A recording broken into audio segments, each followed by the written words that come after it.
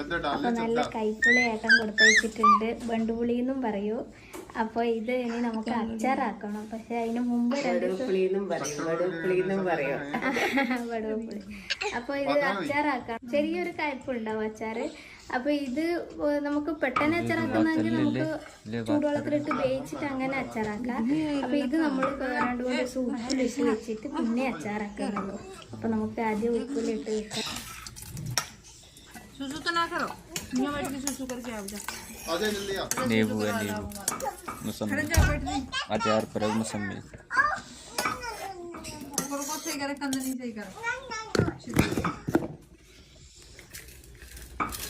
सुसु करा ले।